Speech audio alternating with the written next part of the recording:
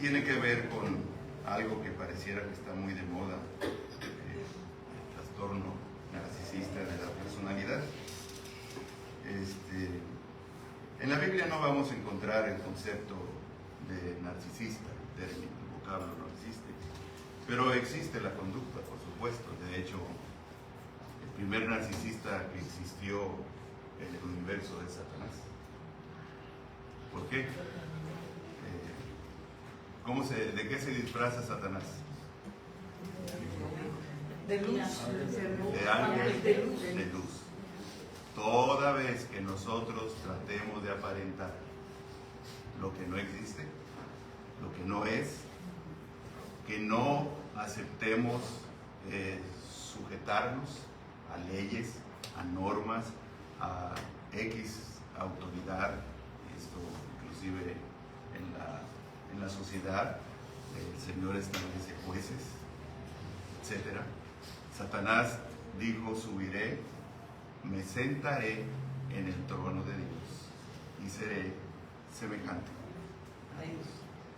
Satanás reclamaba el lugar de Dios, y la maldad está relacionada con esta tendencia. El problema es que esta tendencia en nosotros no es consciente. Es más, la negamos. No, yo a Dios le doy la honra y la gloria, solamente a Él. Pero la verdad es que nos agrada mucho que nos den honor. Nos agrada demasiado que nos honren. Nos agrada en extremo que nos aplaudan. Esto es narcisismo. Esto es narcisismo. Y esta es la conducta de Satanás. Y estamos en un grave problema si esta conducta o esta tendencia no logramos despojarla de nosotros.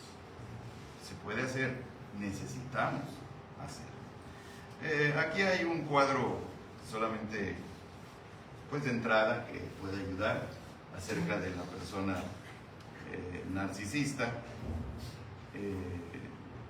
que utiliza la figura del iceberg, que es lo que está arriba. Lo que conocemos de esta personalidad es que son personas muy capaces, muy seductoras, muy sociables, aparente seguridad, sociabilidad, un trato aparentemente cuidadoso. Son, una imagen que venden a la perfección. Vendemos a la perfección, todos tenemos algo de esto. Pero detrás de esto, debajo de esta realidad, eso que vemos flotando en el mar,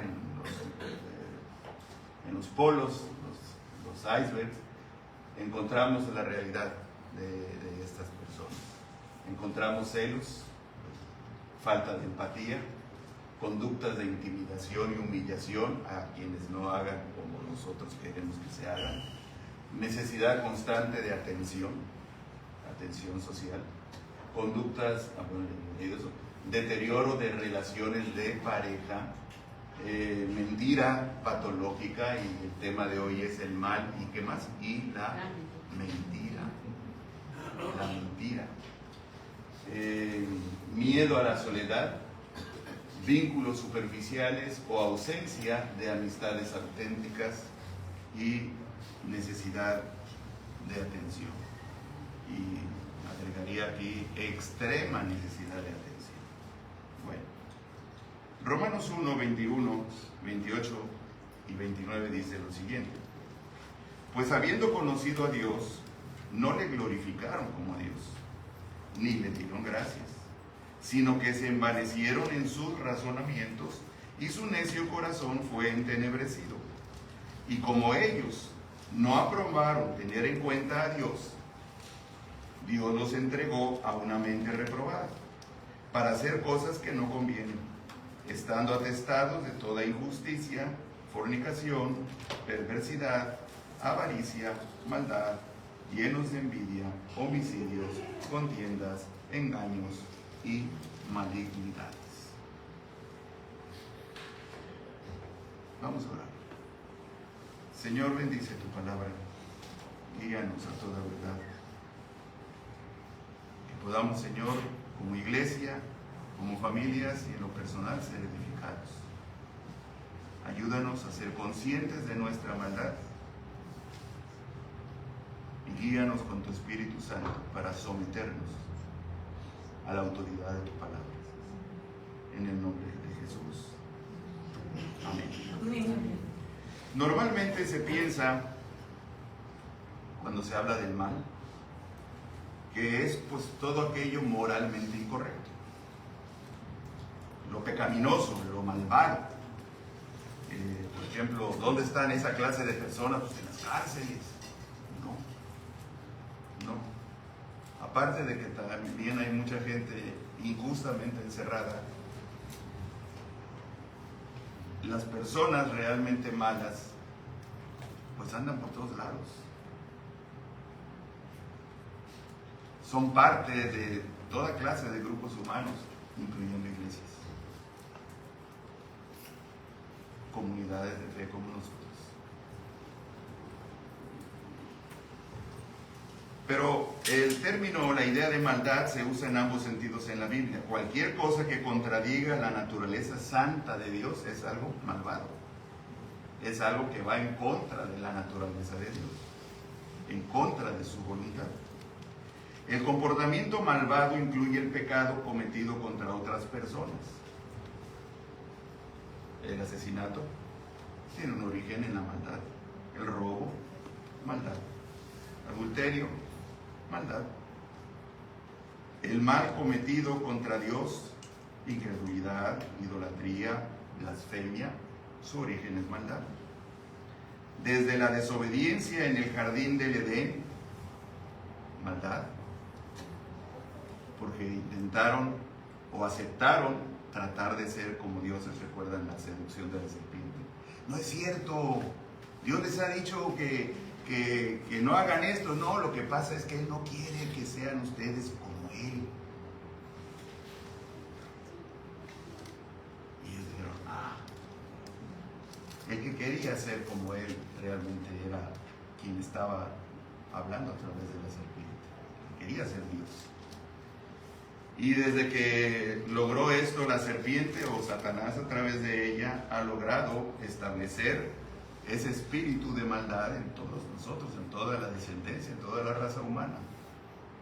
Y aunque no decimos, yo quiero ser como Dios, podríamos estar comportándonos así. Únicos, absolutos. Nadie nos discute.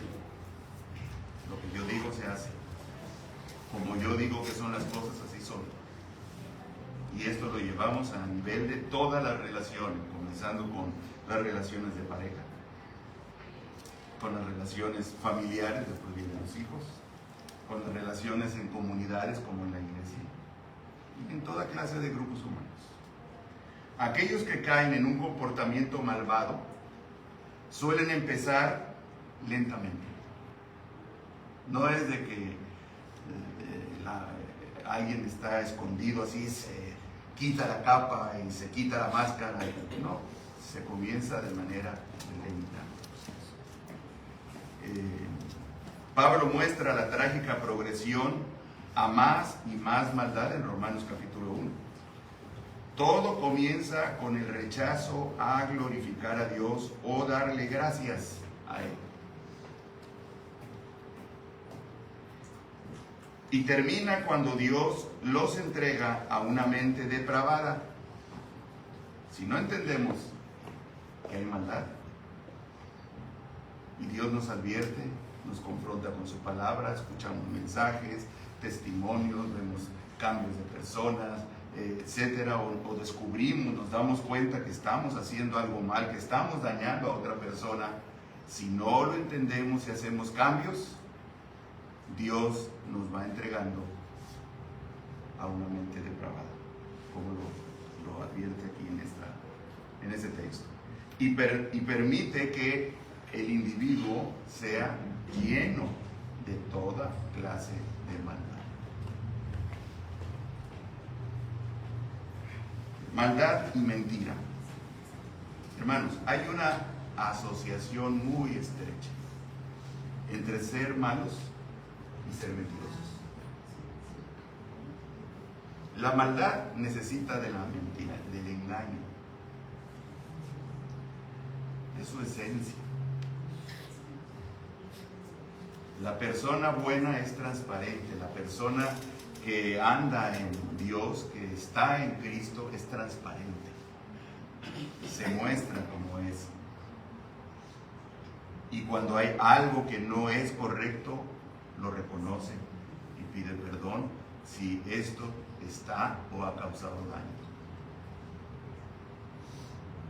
Quien no lo reconoce, lo justifica y miente para justificar.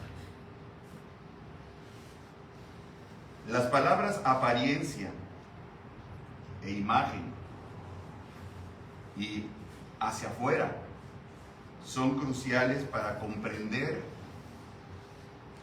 la moralidad, entre comillas, de las personas con un alto índice de maldad. Pareciera que no falta la motivación para ser buenos.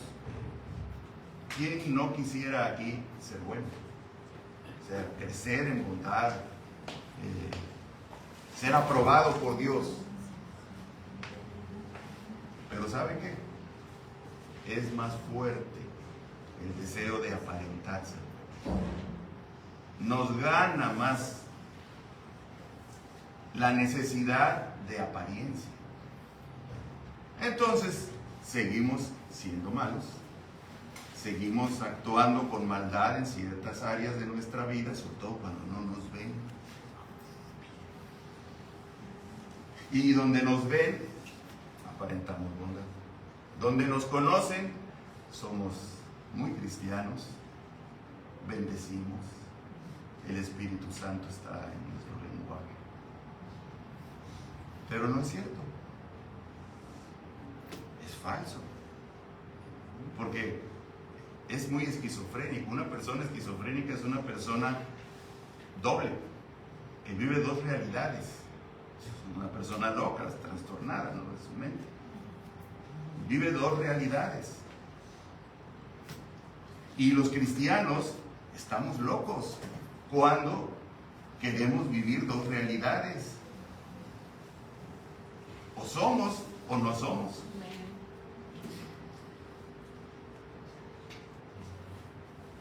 Entonces, no falta la motivación de querer ser buenos, pero es mucho más fuerte la necesidad de aparentar ser buenos. Porque la bondad como tal no existe. Solamente hay esfuerzos por parecer buenos. Y la realidad es que eso es mentira. Aparentar bondad es la razón por la que mucha gente con maldad se engaña a sí misma. En estas personas la mentira está diseñada no tanto para engañar a los demás. Hay habilidad para mentir, para embaucar, para mostrar una imagen de bondad. Podemos desarrollar esa habilidad. En las iglesias nos pintamos solos para eso. Pero la verdad de todo, hermanos, es que podemos engañar a otros. Lo peor es que nos engañamos a nosotros mismos. Y vamos perdiendo la distancia, sentido de la distancia. Ya no nos acordamos dónde estamos, quiénes somos en Cristo, porque nos envuelve nuestra maldad. ¿Y saben qué es lo peor? Cuando Dios nos abandona a ello. ¿Eso quieres? ¿Insistes en caminar aparentando tu bondad, tu cristianismo? Síguele. Sigue tu camino. Por eso David, y lo hemos repetido muchas veces, oraba: Señor, ¿recuerdan que oraba? Muéstrame, Señor. ¿Qué cosa? Mi maldad. Ve si hay en mí camino de perversidad. ¿Qué quiere decir? Que David reconocía que no siempre era muy consciente de la realidad de su naturaleza humana. Entonces le pedía ayuda a Dios y le decía: muéstrame mi maldad, guíame por el camino eterno, porque yo no me doy cuenta, yo me justifico, yo aparento. Y miren que David tenía su historia. Por eso, hermano, es que si queremos definir la maldad o a la gente mala, lo definimos como la gente de la mentira.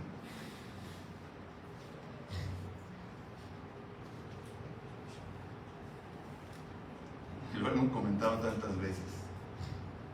No participamos en la cadena de oración en el horario que nos toca. La verdad se nos olvidó. Mi esposa y yo tenemos la hora de 6 a 7, hay otros hermanos también ahí. La verdad, hay ocasiones, me ha sucedido a mí 2, 3, a mi esposa creo que 1 o 2, en que no nos despertamos. No nos despertamos. Y he puesto el presente a las 6:30 o algo así, y a veces no lo puse. ¿Qué voy a decir? Hermana maldita que es la recordina.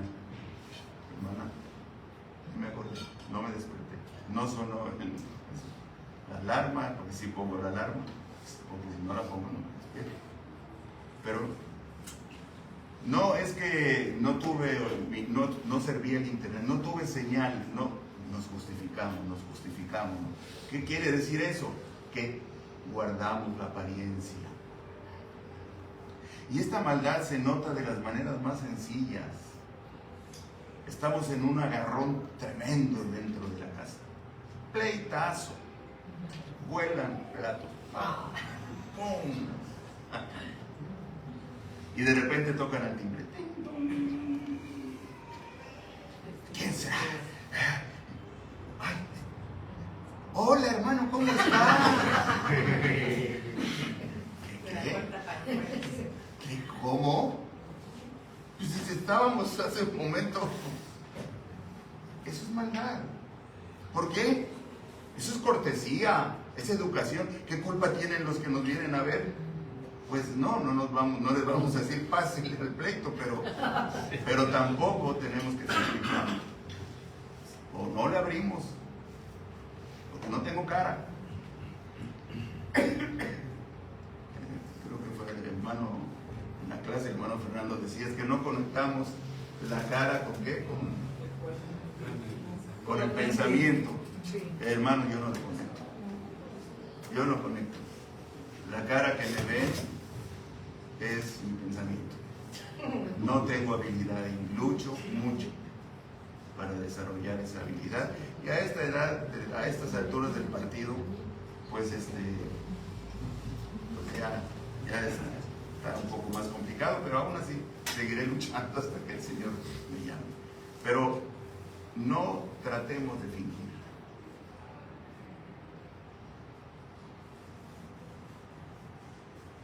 No busquemos la apariencia. Seamos verticales, transparentes.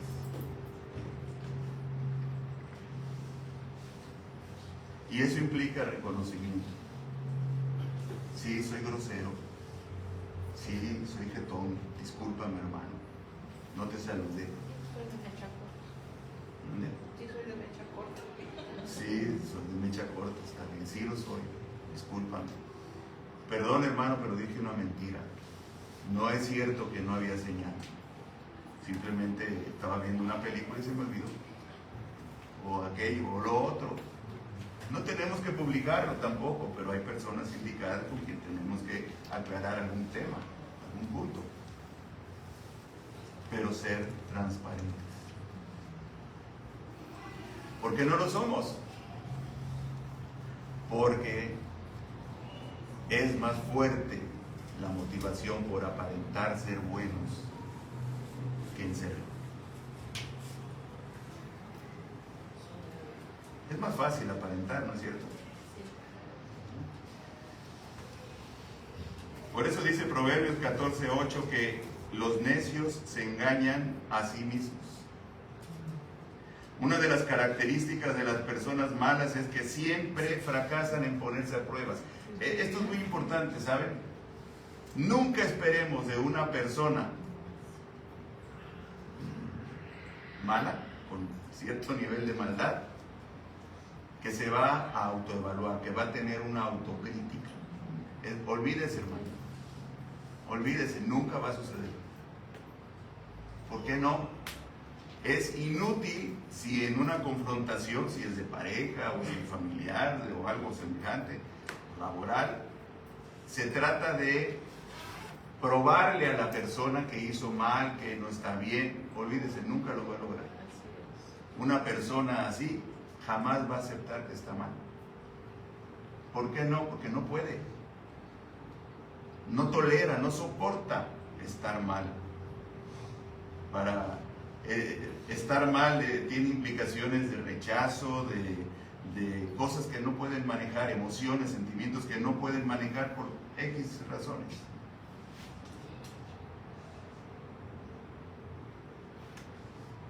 Por eso, hermanos, ser conscientes, tratar de serlo, es una de las bendiciones más grandes que podemos tener y que debemos buscar. Y es que nuestra única salvaguarda eficaz contra nuestra propia inclinación hacia el mal es esa: tratar de ser conscientes. Señor, soy muy inconsciente. No me doy cuenta de las cosas malas que hago, no me doy cuenta de cómo lastimo, no me doy cuenta de las palabras que utilizo para dirigirme a mi esposa o a mi esposo o a mis hijos. No me doy cuenta, Señor, y lo único que puedo entender es que lastimo. Perdóname. Ayúdame a reparar el daño, porque luego resulta que ya el daño está hecho.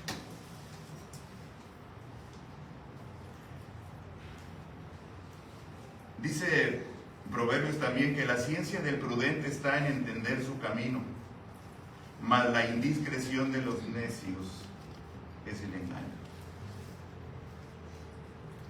Para la gente mala, la mentira y el autoengaño es una parte integral de su comportamiento.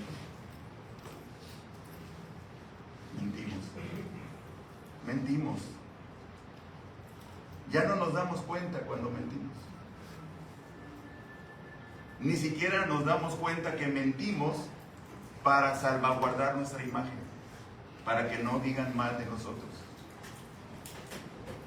Yo soy el pastor, tengo que proyectar una imagen de que no fallo, de que soy el más cercano a Dios, porque no es cierto.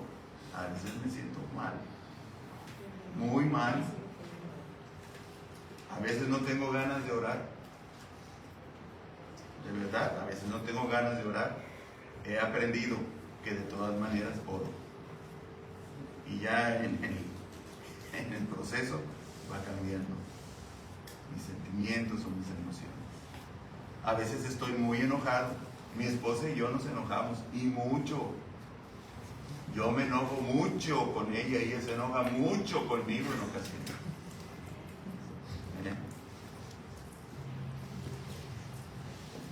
Y si nos ven que a veces llegamos jetones los dos, tenemos nuestra historia. Pero es que ustedes son los pastores. ¿Y qué? ¿Qué? Tenemos por 50 cromosomas. ¿Qué? Somos iguales. Y tenemos nuestras heridas. Y venimos de familias diferentes con nuestros propios trastornos personales. Y hemos luchado con todo eso y hemos cometido equivocaciones. Yo he cometido errores, muchos errores y equivocaciones, hermanos.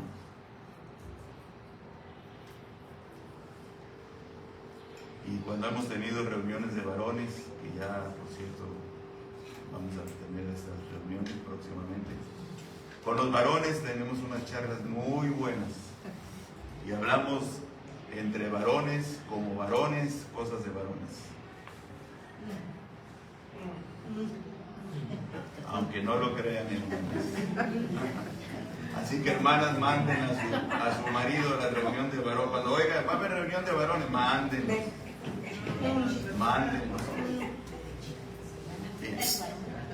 Las personas malas mienten sobre todo a sí mismas y en sus relaciones suelen, perdón, me brinqué porque estaba... Para la gente mala, la mentira y el autoengaño es una parte integral de su comportamiento. Tanto es así que están dispuestas a sacrificar y dañar, incluso destruir a los demás con el fin de preservar su propia imagen. Hermanos, las personas con maldad, incluyendo padres, mamá o papá, podemos estar utilizando a nuestros hijos. Lo vamos a negar siempre. Yo usar a mis hijos. Sí, podemos usar. Los hemos usado.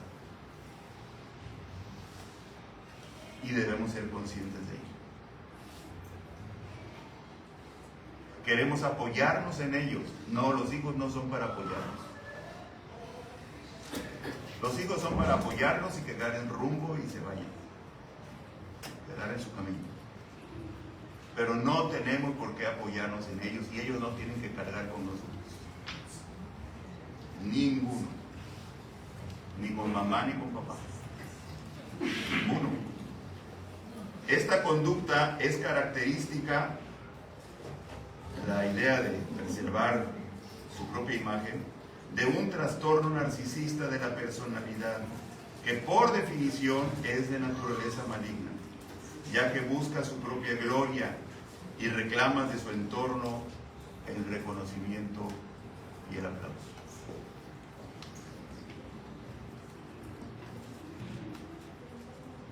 Hacemos algo para el Señor en su obra. Vamos, atendemos una misión, predicamos, evangelizamos,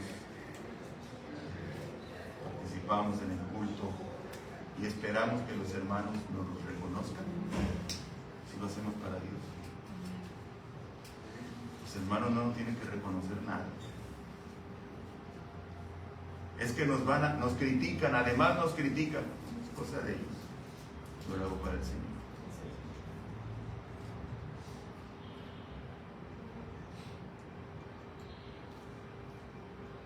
El aplauso de los hombres nos hace daño, más a quienes estamos en el liderazgo.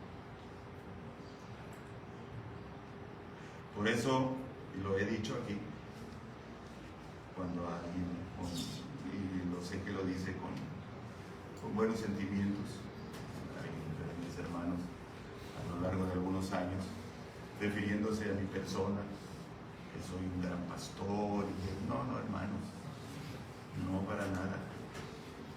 Deben saber que en mi oración personal, y es de verdad, le digo, Señor, soy el último de tus siervos. Yo le he fallado al Señor de muchas formas. Mi mayor honor es tener un lugarcito en su obra. Si tú quieres usarme todavía, Señor, amén. No pido más. No espero más. Y eso ya es grande misericordia del Señor. Amén.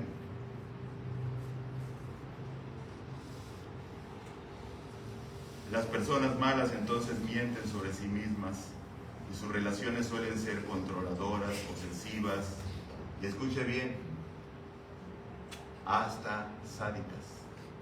¿Saben qué es una persona sádica? La que usa con el dolor ajeno. Exactamente. La que goza con el dolor ajeno. Hay un cierto dejo de satisfacción en ver el sufrimiento, causar y ver el sufrimiento de otros. Y saben, esto se vive mucho en parejas. En parejas, matrimonios. Hay esposos sádicos esposas sádicas. Por supuesto, no lo saben, no lo entienden, no lo reconocen, hasta que alguien se los dice, o el Señor les dice, ¿sabes qué? Me confrontas, me estás destruyendo. Cuando dice la palabra que la mujer sabia edifica su casa, mas la necia con sus manos la destruye. ¿Saben lo que esto significa a las hermanas? Que Dios les está dando a la mujer, a la esposa, un papel de autoridad enorme, más que de autoridad, influencia enorme, que no tiene el varón. Dios está diciendo a la esposa, la mujer sabia edifica su casa. Pues si el que edifica es el varón, ¿no? Sí, él tiene liderazgo, él tiene responsabilidad, pero es la mujer la que está edificando la casa. Y si esta mujer no es sabia, está destruyendo su propio hogar.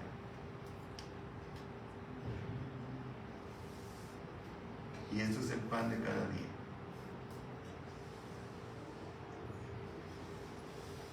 ¿Qué relación hay entre, estamos hablando de la relación que hay entre la maldad y la mentira?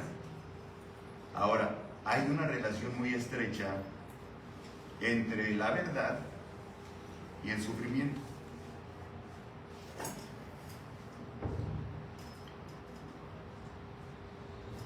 ¿A quién le gusta sufrir? A los masoquistas. Jesús fue masoquista, porque Jesús escogió el camino de la cruz, el camino del No, sufrimiento. él fue obediente. Entonces, ¿cómo debemos tomar el sufrimiento nosotros? ¿El Señor quiere sufrimiento para nosotros? ¿Por qué nos pide que tomemos el camino de la cruz entonces? Porque eso pide, ¿no? Si alguno quiere venir en pos de mí, niéguese a sí mismo. Niéguese a sí mismo. Tome su cruz y sígame. ¿Qué significa eso? Nos estamos viendo. No. ¿Qué significa eso? ¿Qué parte más? ¿Tome su cruz o niéguese a sí mismo? Si alguno quiere venir en pos de mí, niéguese a sí mismo, tome su cruz y sígame. Estamos hablando si el Señor nos está llamando a un camino de sufrimiento. Hermanos, la obediencia implica sufrimiento. La obediencia implica negación. Está muy de moda la enseñanza de que el Señor quiere nuestra felicidad.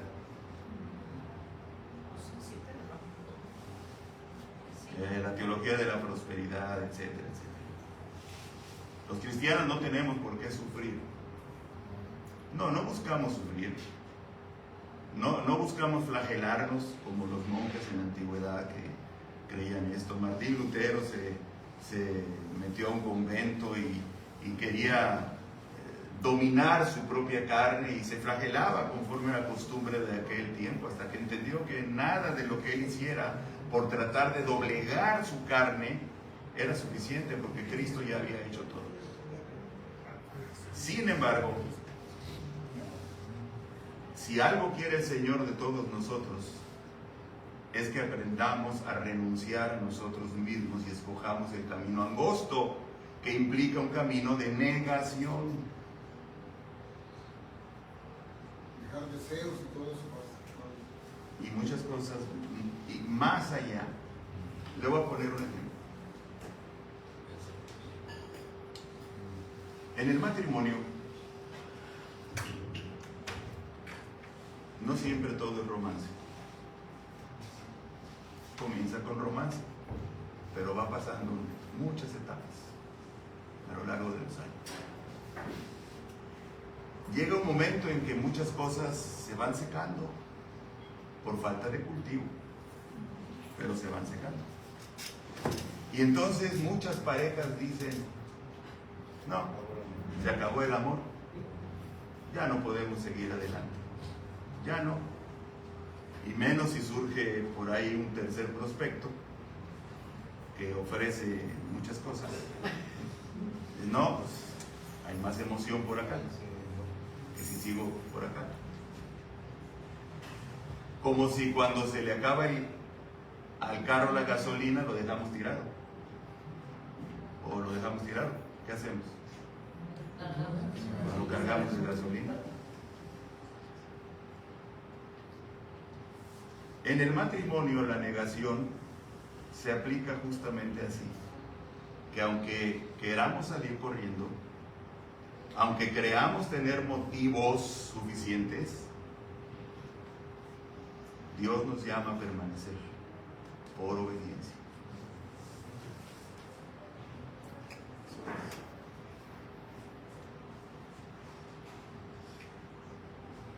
No por otra razón, por obediencia. Ah, pastor, usted no se imagina, señor. ¿Y cómo sabe usted que yo no me imagino?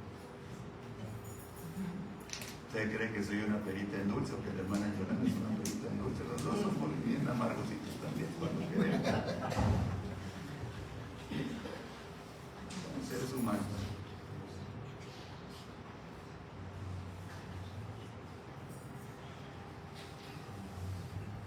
¿Recuerdan el domingo pasado hablamos de eso? El amor perfecto permanece para siempre. Es obediencia. No es que siento, es que no, a veces no sentimos. A veces sentimos lo contrario. Pero el camino de negación y el camino de la renuncia implica eso. Por eso, la falta de voluntad para sufrir el dolor emocional es normalmente donde se encuentra la raíz de las enfermedades emocionales. No queremos sufrir ningún tipo de dolencia, ni física ni emocional. ¿Saben qué está detrás de las adicciones? Vacíos. ¿Qué está detrás de comer mucho? Vacíos. Sí, pastor, el estómago vacío. Yo no me refiero a que no hemos comido en X número de horas, sino que tratamos de llenar, no el estómago que necesitamos nutrirnos, sino otras cosas. Y es lo mismo con otro tipo de sustancias adictivas. Llámese marihuana, llámese cocaína, todo aquello que proporciona un estado de placer. Eso es lo que buscamos. Evitamos el dolor, evitamos el sufrimiento. Y ese es el problema, ese es el origen de las enfermedades emocionales.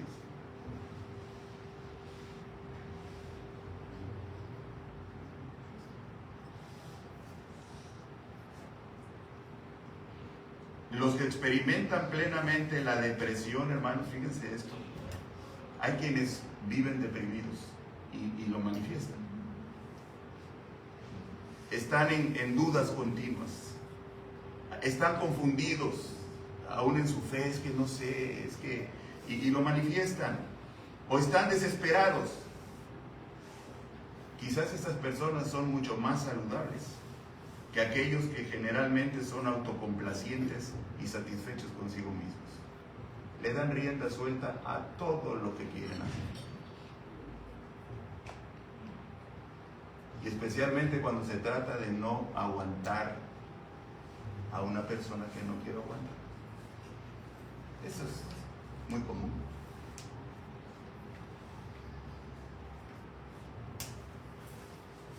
Pero no es lo que la Biblia nos enseña. Que no es la esencia del cristianismo. El sufrimiento y la verdad están íntimamente ligados. ¿Recuerdan cuando Jesús se transforma, sube con sus discípulos al monte de la transfiguración? Y ¿recuerdan quiénes eran los 3 discípulos que estaban ahí? Pedro. O igual, privilegiados. Les concedió algo que los demás no pudieron ver. Es que eran los 3 más cercanos a Jesús. Y Pedro siempre era muy creativo. Vio aquella maravilla, ¿no? Vio a Jesús lleno de gloria. Y no era de cerca, pero vieron todo eso y vieron a Elías y vieron a Moisés. Y dijo Pedro: Señor, vamos a hacer una enramadita aquí, mira, y aquí nos quedamos. Y Jesús les dice: hay que bajar, tengo que bajar, tengo que continuar. No, ¿cómo, Señor? Si aquí está a todo dar, aquí estamos bien, ¿cómo que nos vamos a ir de aquí? Si aquí en el culto está la cosa, el bailongo está bueno y las sensaciones, y ¿cómo que nos vamos a ir de aquí? Jesús les dijo: sí, es necesario que yo continúe. ¿Y saben a dónde iba Jesús después de descender del monte de la transfiguración? A Jerusalén, a pasar su última semana de vida. Iba a enfrentarse con su muerte, iba a enfrentarse con sus verdugos. Jesús lo sabía y le dijo a Pedro: no acepto tu oferta. Pedro quería conservar ese momento de gran placer, de gran gozo. Esto es lo que nos define a nosotros. Y creemos aún que la vida cristiana y la vida llena del Espíritu Santo es una vida llena de una plenitud, de una sensación. Y he conocido hermanos consiervos que así lo dicen. Es que si tú no experimentas continuamente una sensación de plenitud, etc. Y yo me quedo pensando: no puedo, no creo que esto sea así. La Biblia no enseña esto. Jesús no lo hizo así, ni los discípulos fueron enseñados así. Jesús les enseñó a sus discípulos a huir de esa tentación. ¿Recuerdan por qué cuando Jesús convierte el pan, lo multiplica, los peces los multiplica y alimenta a la multitud? ¿Recuerda qué quiso hacer la multitud con Jesús? Convertirlo en rey. Lo querían hacer rey. ¿Por qué? Pues porque tenían seguro. No les cobraba impuestos, al contrario, les daba de comer. Pero ¿a quiénes les gustó esto? A los discípulos. ¿Y qué hizo Jesús con los discípulos? Los juntó y los subió a la barca y les dijo: váyanse de aquí. Porque ellos estaban contentos con la idea de que su maestro fuera rey.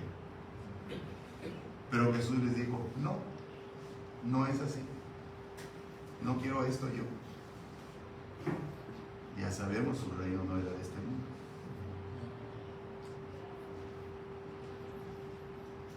Tenemos que aprender, hermanos, que la verdad está de la mano con el camino angosto, no con el camino ancho. Por eso la vida cristiana es compromiso. Venimos al culto no porque tengamos ganas o tiempo, sino porque somos parte de una comunidad, del cuerpo de Cristo. Oramos no porque nos guste mucho o tengamos tiempo, sino porque necesitamos orar. Escudriñamos las Escrituras no porque tengamos o nos sobre el tiempo, sino porque el Señor dice que en ella está la vida eterna.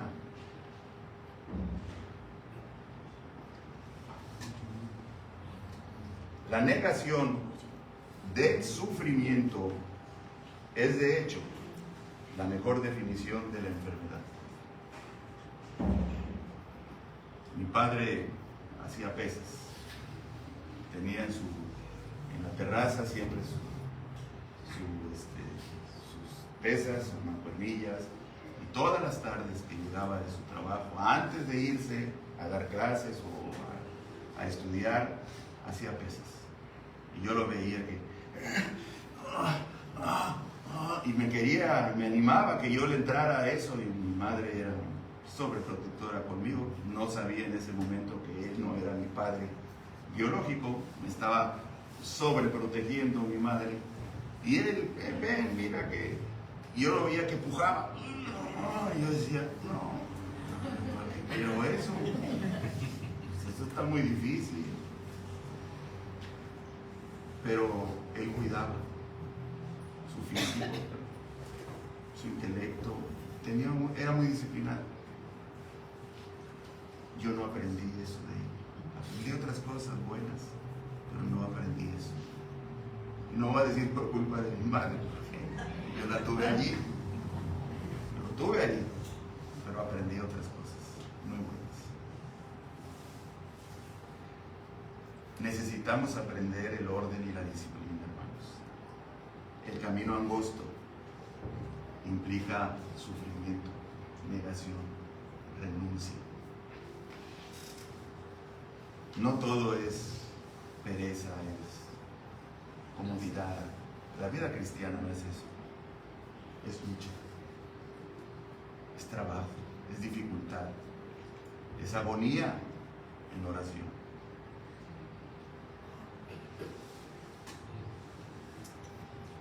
Así como la mentira es un ingrediente de la persona mala, el narcisismo es una característica clave de la persona cuya relación con los demás es destructiva. La persona narcisista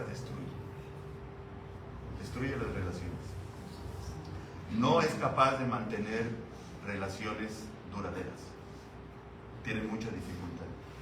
Especialmente cuando estas relaciones amenazan su estatus o su posición. Por ahora reafirmamos que frente a la mentira que nos distingue para cubrir la maldad que nos rodea, nuestra propia maldad, debemos enfrentarla con un corazón contrito y humillado. Segunda de Crónicas 7:14 dice: si se humillare mi pueblo, sobre el cual mi nombre es invocado, y orare, y buscare mi rostro, se convirtieren de sus malos caminos, entonces yo oiré desde los cielos, y perdonaré sus pecados, y sanaré su tierra. La conclusión del asunto es: los sacrificios de Dios son el espíritu quebrantado. Y el Señor dice que el corazón contrito y humillado no lo ha despreciado. Amén. Cierren sus ojos, hermanos, por favor. Señor, conoces la vida de cada uno de los que aquí estamos. Y sabes, Señor, qué tanta maldad hay en nosotros. Pero te agradecemos que nos hayas librado de la maldad, del pecado, de la paga del pecado que es muerte, a través de la dádiva en Cristo Jesús. Te damos gracias porque por su vida y testimonio de entrega, de renuncia, de obediencia, nosotros estamos aprendiendo a caminar como Él caminó. Perdónanos por nuestra inconsciencia, perdónanos por nuestras mentiras, perdónanos por nuestro autoengaño, perdónanos por ser tan indolentes y por estar buscando siempre el placer en la comida, en el estilo de vida, en todas las cosas. Perdónanos. Ayúdanos a caminar en obediencia a ti, comprometidos contigo, con tu reino, con tu obra, como hijos y como siervos tuyos. En el nombre de Jesucristo. Amén. ¿Pregunta o comentario que alguien quiera? Voy a dejar un poquito para esto. Que alguien quiera hacer. Pastor, también en otra etapa igual de complicada, creo que es la educación de los hijos. ¿Es el qué? Es la parte de la educación de los hijos. A veces somos demasiado complacientes por no sé, pero algunos hablan lo que estoy viviendo ahorita, me sirve mucho eso, porque a veces uno es rígido, pero también la palabra dice que no debes de crear el odio en tu hijo, pero a veces el tú ser firme y negar ciertas cosas, es decir, estrechar el camino provoca de enojo, entonces ahí a veces creo que no lo sé, o sea, pienso que influye la parte que está con la manipulación, o sea, creo que sí está libre de uno de ese egoísmo, ¿no? Pero es confuso en la parte de los hijos. Sí, aquí es importante comprender lo siguiente: la disciplina de los hijos debe ser con amor, debe ser firme, pero con amor. Cuando yo no tenía hijas todavía, creo que estábamos esperando a un hermano misionero norteamericano. Me preguntó, Gonzalo, ¿sabes cuándo hay que disciplinar a los hijos? Tenía en la mano una reglita, una mano, y le hacía así. ¿Sabes cuándo hay que disciplinar a los hijos? ¿No? Sí. Y me dijo, cuando les decimos que les vamos a disciplinar. Sí. No amenazamos, actuamos. Los hijos deben tener reglas. Estas reglas deben ser de común acuerdo con la pareja. La pareja debe dialogar continuamente acerca de la disciplina. Porque si uno quiere imponer disciplina y el otro la contrarresta, ya se choca el asunto. La pareja debe ponerse de acuerdo. Los hijos deben saber cuáles son las reglas. Y cuando las rompen, hay consecuencias. Y ahí es donde entra la varita de la corrección. Pero la disciplina con amor es lo siguiente. Les es difícil a los hijos. Nosotros teníamos una varita, una tablita que pusimos por nombre, no me acuerdo por qué les salió el nombre ese, pero se llamaba la torcuatilla. Torcuatilla, no sé por qué. Entonces, inclusive tenía torcuatilla y estaba cuadradita y una reglita. Y rompían las reglas y le decíamos, tráete la torcuatilla. Y no iba la hija que había roto las reglas, iba la hermanita, corría. Y entonces, y le decía, ¿por qué la vamos a usar? Y llorando, porque tenía que decir, porque no hicieron la tarea, porque nos llamaron de la escuela, por esto, aquello, etc. Entonces, sabían de alguna manera que eran 1 o 2 tablazos. Y les teníamos que dar. Mi padre a mí me disciplinaba así. Mi madre era explosiva y prefería yo no estar en sus manos ni cerca de ella, porque me iba muy mal y yo corría de ella. Y él era muy controlado y inclusive le llamaba la atención a mi madre y decía, no, así no. Si ella podía, como yo me zafaba, me arañaba. Una vez la llamaron de la escuela porque el maestro me vio con un arañazo. Me alcanzó a arañar acá, me hizo así. Y el maestro me preguntó, ¿qué te pasó? Le tuve que decir, mi mamá me pegó. Ah, sí, llámale a tu mamá, ve a tu casa y llama a tu mamá. Tuve que llamar a mi mamá. La llamó y el maestro habló con ella. Con mi padre era diferente. Yo sabía que todo era diferente porque si rompía las reglas, con él era otro asunto. Eran mis estudios. Por cada materia reprobada era un tabrazo. Y él me decía, tranquilamente, volteate, agáchate, aflétate, aflétate. Y ya tenía que poner. Y me pegaba, ¡pum! Este es por matemáticas. Y me dolía, sí me dolía. Sí. Y no, a ver, ¿qué otra? Química. Ah, química, a ver, otra por química. Pero después de eso, él me abrazaba. Él me abrazaba. Dice, no lo vuelvas a hacer, no queremos hacer esto. Entonces, me era complicado, era un choque, pero sabía que me amaba. Entonces, si nosotros disciplinamos a nuestros hijos con coraje, con enojo, ellos van a sentir que es venganza, se van a enojar, van a reaccionar. La disciplina debe ser firme, pero debe ser con amor.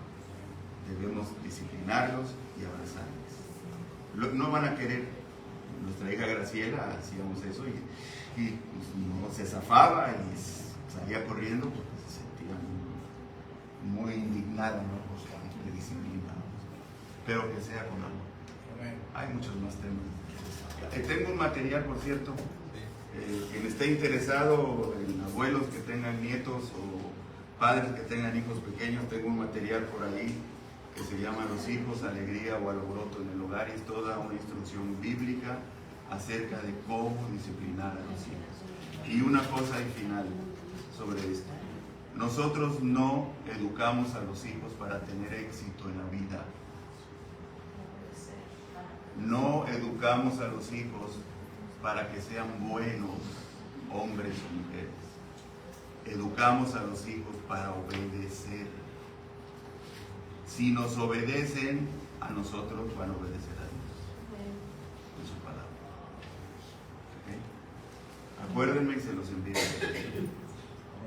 Vamos a terminar con esto y vamos a adorar a Dios con nuestras ofrendas.